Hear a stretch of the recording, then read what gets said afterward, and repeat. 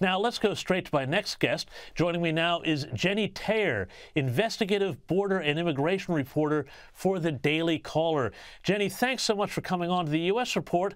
I got to ask you about the migrant crisis in New York City, which is now reaching a breaking point with asylum seekers now being forced to sleep on the streets in front of hotels and hostels and other places. Now, New York City used to be a sanctuary city. What happened here?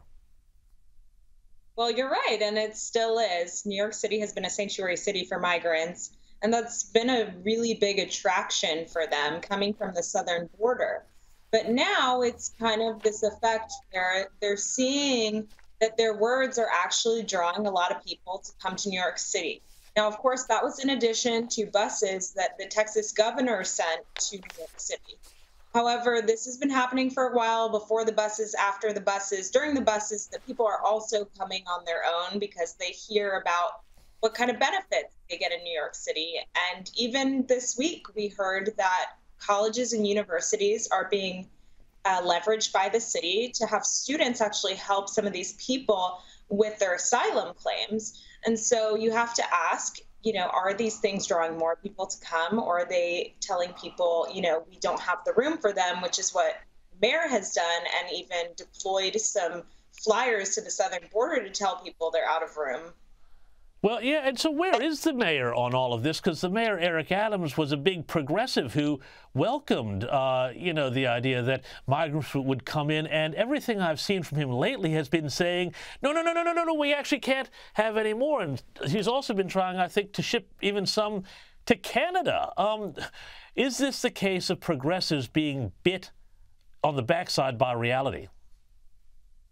Well, that's right. He was busing them to other localities in the state, and he is actually increasing pressure on the federal government, on the Biden administration, and recently had a meeting with DHS Secretary Alejandro Mayorkas to discuss this. We don't know really the outcomes of this meeting. However, it does appear that this has caused the federal government to bring attention here to look at this issue, because now they're having members of their own party call on them for help.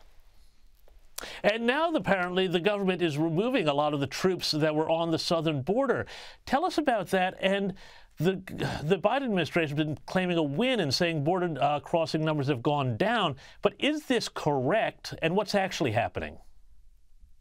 Right. So the Defense Department has drawn down over 1,000 troops that they sent on a 90-day deployment from the Department of Defense.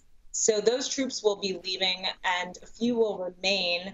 However, this does not mean that there will not be soldiers at the border. Actually, there are many Republican states, I believe it's 13, that have deployed through an action of the state of Texas to ask them to help them out. So there are still soldiers down there. There's also many intelligence teams and state police that have been deployed by other Republican states to help with this issue.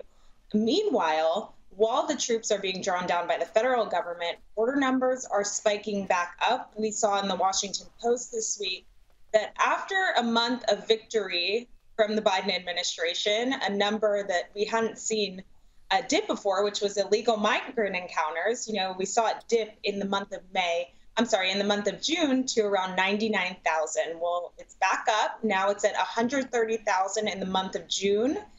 And so they're seeing a surge again. They're seeing large groups. Just in Arizona this week, they saw a group of over 500 people from over a dozen countries, and that's continuing in many sectors of the southern border here. So we're seeing a surge still.